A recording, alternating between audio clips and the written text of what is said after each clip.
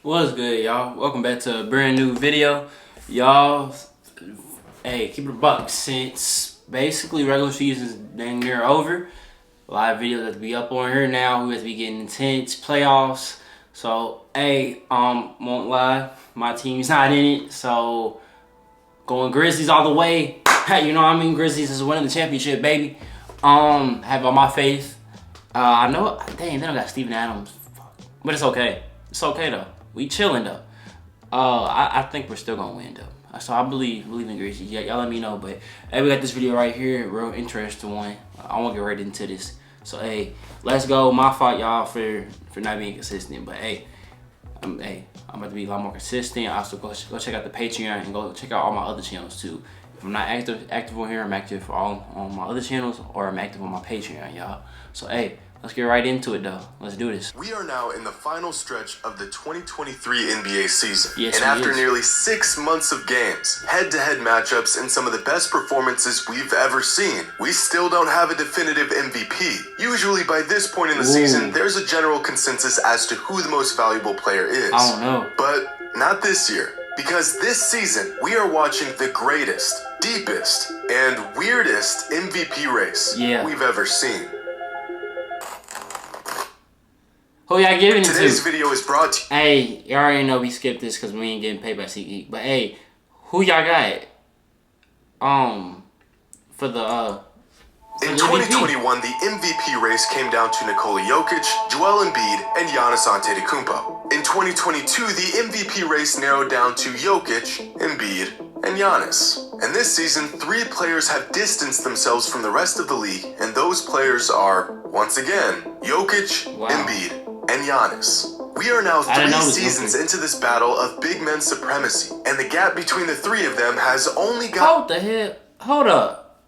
Wait. Okay.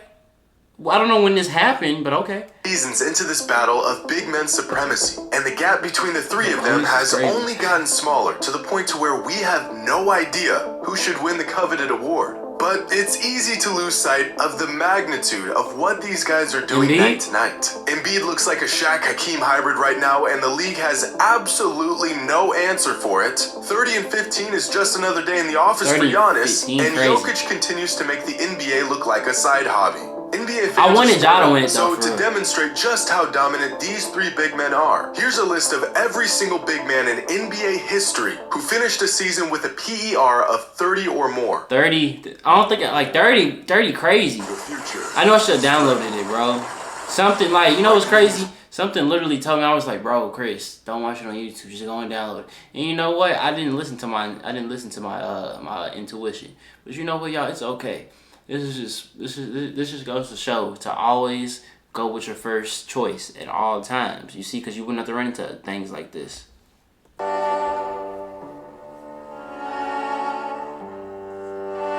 Whoa, that's crazy. Okay, so then nobody do nothing. All right, Wilt, 32. Wow, that's crazy. David Robinson, wow. Shaq, obviously, yep. Anthony Davis, 2015, 16. Wow.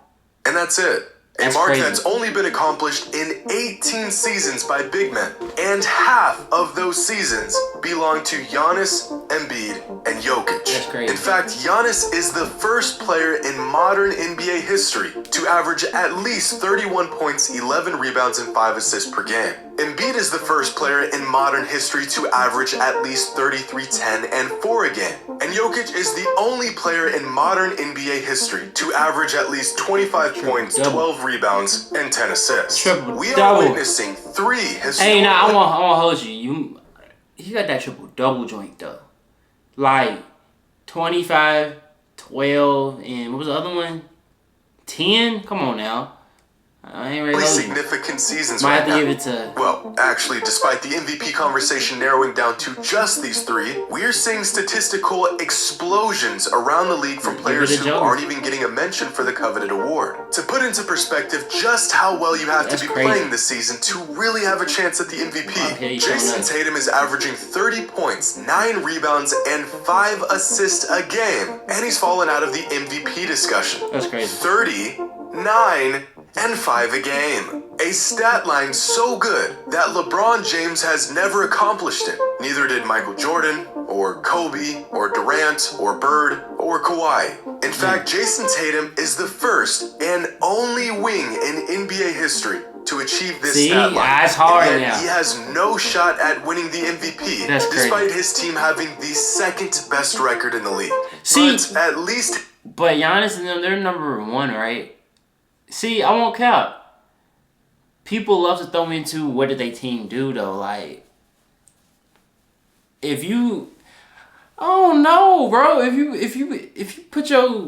your team is still doing good and like y'all up high, I don't know. Tatum is propelling the Celtics to wins because Luka Doncic was the favorite to win the MVP coming into the season, but after losing 14 of their last 19 games, his chances of winning the award have completely evaporated, turning what should have been an all-time great season. Can't blame it on Kyrie. I'm telling you this right now. Can't blame it on Kyrie. Kyrie literally came in and he balled, bro. He did what he had to do.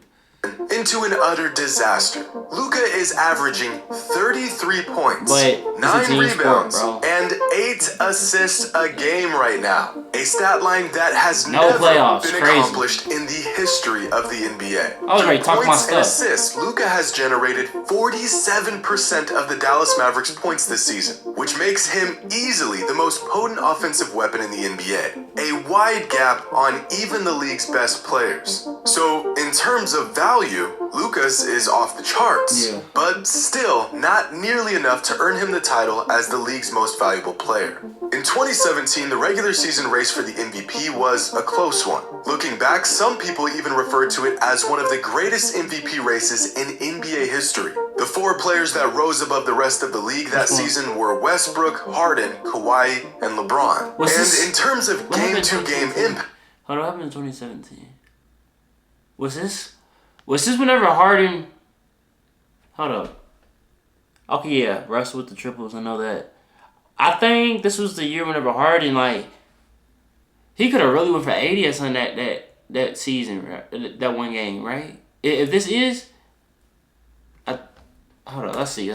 And in terms of game-to-game impact, these were their game score averages for that season. Westbrook leading the NBA with an average game score of 24.9, with Harden and LeBron just slightly trailing him. But over the last 6 years, the game has changed. A lot.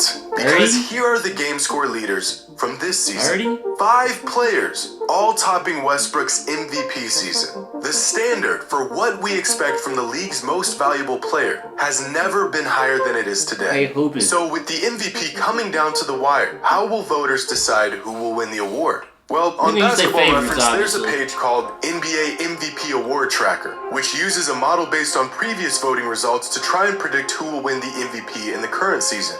Or at least who has the best odds. And at the moment, the top 5 MVP candidates are James Harden with 3%, Jason Tatum with 3.6%, Giannis with 7.9%, Embiid with 10.6%, and currently sitting at the number 1 spot is Nikola Jokic with a staggering 66.4% probability of winning the award for the 3rd straight season. But Basketball Reference isn't the only source that has Jokic as the heavy favorite to win the MVP this season. Estimated box plus minus is one of the best all-in-one advanced statistics in basketball. An updated version of the traditional plus minus stat, but with far more factors and variables baked into it. And dating back to 2014, when estimated plus minus was first introduced, the league leader in EPM has gone on to win the MVP 6 of the last 9 seasons. And among all players, the league leaders in estimated plus minus this season are Jokic, Embiid,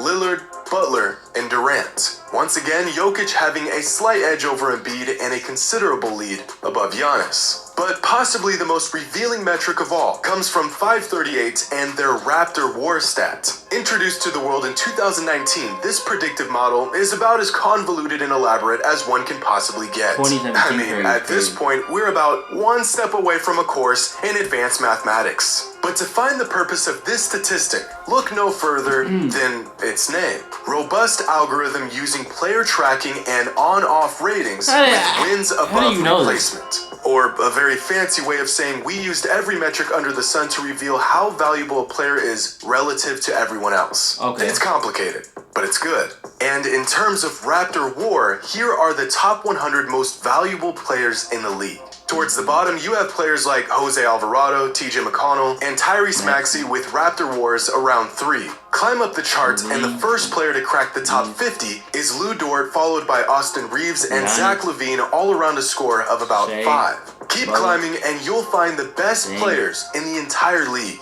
Giannis with a score of 9, SGA with a score of 9.2, Jimmy Butler with 9.3, and Dame, Embiid, and Luka as the only players to crack a double-digit Raptor War with scores of 11, 12.2, and 12.3 respectively. Well, actually, Jokic also has a score in the double digits. In fact, Nikola Jokic has a mark so high, it looks like a typo. So, with all the numbers and odds unanimously pointing at Jokic to win this year's MVP, at this point, this should be all wrapped up. But it's not. In the most recent MVP ladder released by the NBA themselves, the number 1 spot is actually held by Joel Embiid, followed by Jokic in second. Our friends over at DraftKings have Embiid as the favorite at the moment as well, with a sizable lead over both Jokic and Giannis. But this wasn't the case just a couple weeks ago. For what felt like virtually the entire season, Nikola Jokic was leading the charge for this year's regular season MVP. The Nuggets had the best record in the NBA, Jokic's game-changing dominance was as strong as ever, and for the last 3 months, it felt like his third MVP was all but inevitable. And then it happened. What happened? So I didn't know if I wanted to wait to bring this conversation on No Mercy, or was it appropriate for First Take? And damn it, I'm here, so it's appropriate for First Take. So let me get us in outside of our comfort zone a little bit when we talk about the MVP conversation. When it comes down to guys winning MVP since 1990, it's only 3 guys that won the MVP that wasn't top 10 in scoring. Do you know who those 3 guys were? Who were they? Steve Nash, Jokic, and Dirk Nowitzki. What do those guys have in common? I'll let it sit there and marinate. You think about it. Should Embiid be the MVP frontrunner?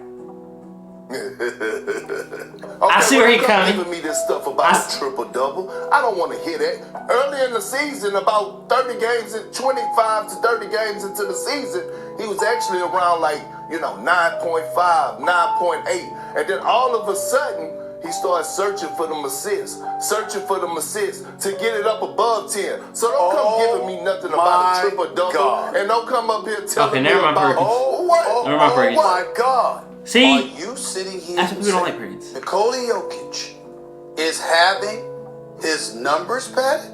Is that what you're saying? You heard what the hell I said. Stephen, I mean no offense to you, and I mean no offense to First Take, because I think this show is extremely valuable.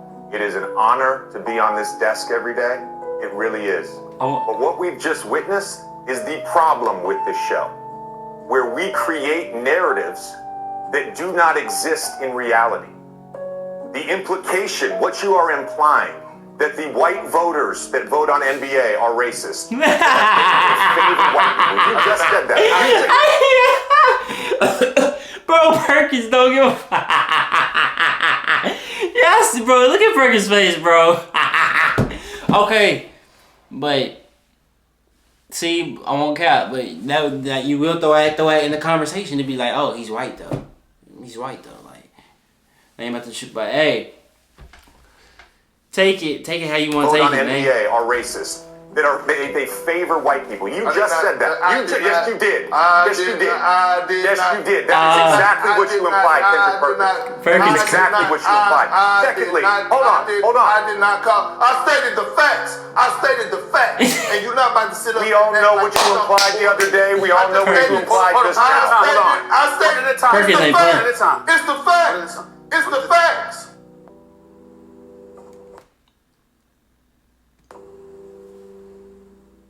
In one of the most egregious cases of media bias I've ever seen, Kendrick Perkins goes on national television and completely sabotages Nikola Jokic's potential impact. Like, I won't care. National TV crazy because, like, this one, like, I won't care. That conversation is like one of those conversations you might just say, like, off camera, obviously. You'd be like, oh, it's because, you know what I mean? Like, MVP run with false propaganda. Immediately following these statements, the conversation regarding the most valuable player in the league became diluted with narratives that had nothing to do with basketball. And for the first time all season, the following NBA MVP ladder featured Joel Embiid with the top spot. The sole catalyst leading to this monumental shift on the leaderboard being Perkins' statements. So how does a player start the season leading the MVP race, finish the season playing even better, have every metric in the game in their favor, and still get overtaken in the MVP race? Well, if this entire saga has taught us anything, it's that narratives mean just as much as actual merit in the NBA, which we already knew as fans of the game. But to see it unfold right in front of our faces, to watch an entire season get boiled down to false narratives that skew voter thinking, is actually insane. Value is subjective. Some people value two-way dominance and holding down the best record in the NBA. Some people value offensive mastery and an unstoppable skill set. Others value record-breaking efficiency and unshakable consistency. But, okay, but we can't lie. We can't sit here and say, like, some of the winners that the NBA did choose or that we chose, whatever, however you see it or look at it, whatever. Some of them shouldn't have won. Some of the players shouldn't have won. Let's be totally honest. Like, I won't cap. Some other players deserved it more. Like, I remember one year, James Harden, he deserved to win. A lot of people say LeBron too. Kobe too. Just 3 generational players, 3 all-time great seasons, 1 MVP trophy. The 2023 NBA MVP race is the most difficult, most loaded, and weirdest MVP race. We'll see though. I don't know. Y'all let me know. Y'all let me know who is y'all choosing, man. Y'all choosing this? Like, you know what I mean? Y'all let me know though. Realistically, I don't really know. We'll see. Whoever wins, congratulations to y'all. I mean, to him. Can't even talk properly to him. But hey, I posted a brand new picture on my Instagram too. Y'all should go check that out. Go like it, go comment on it and stuff like that. You know, turn me up. You know what I mean? I'm in that mode, like always. But hey, I thank y'all. I love y'all. Don't forget to be great. Continue on following your dreams. Yeah, you already know your boy be back with another banger. Boys out. Oh my goodness. Oh my goodness.